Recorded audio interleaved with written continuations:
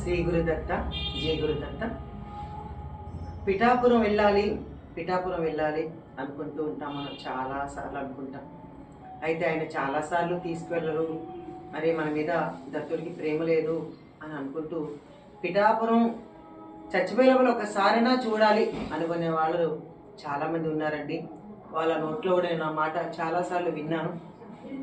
అయితే స్వామివారు ఎలా ఉంటారు పిఠాపురంలో అంటే చాలా చాలా బాగుంటాయండి. విగ్రహమూర్తులు నిజంగా చాలా అందంగా ఉంటారన్నమాట. మనం ఎలా ఊహించుకుంటాం అంటే చాలా పెద్దగా అలా ఉంటారేమో అనుకుంటూ ఉంటాం. ఇంత పుల్లిగా చాలా చాలా అందంగా ఉంటారు. ఆ స్వామిని ఇప్పుడు మీకు పిఠాపురం వెళ్ళని అంటే ఇంకా ఇప్పటిదాకా వెళ్ళలేని వాళ్ళకి, స్వామిని దర్శనం చేసుకునే వాళ్ళకి ఇప్పుడు మన ఇంట్లో పిఠాపురం స్వామి యొక్క విగ్రహమూర్తుల్ని సాక్షాత్తు ఆ శ్రీపాద శ్రీవల్లభ స్వామి, ఆ దత్తమూర్తిని, ఆ నృసింహస్వామి చూడండి ఒకసారి. వాళ్ళు చూడండి, మధ్యలో ఇలా ఉంటారనమాట. స్వామి గుడిలో మందిరంలో దత్తస్వామి ఇలా ఉంటారనమాట. ఎంతో ముద్దు ముఖంతో ఉంటారు.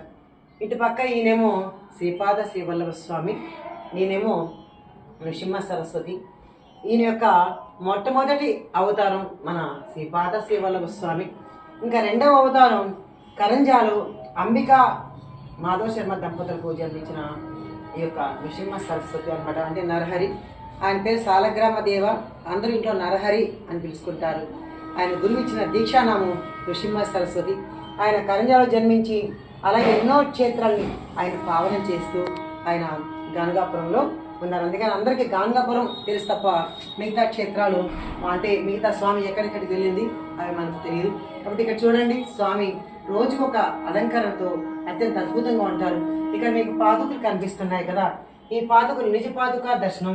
ఇది పొద్దున 5 గంటల నుంచి 6 గంటలకు వెళ్తే పాదుకులకి అభిషేకం చేసుకుంటే దర్శనాన్ని కూడా మనం చూడవచ్చు.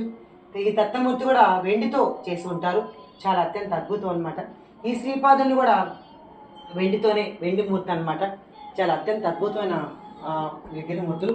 కాబట్టి చూడలేని వారు ఎవరైనా ఉంటే ఇలా ఉంటుందా అని స్వామిని దర్శించుకొని తలుచుకుంటూ పడుకోండి. చక్కగా స్వామి పిఠాపురం మిమ్మల్ని అందరినీ తీసుకువెళ్తారో.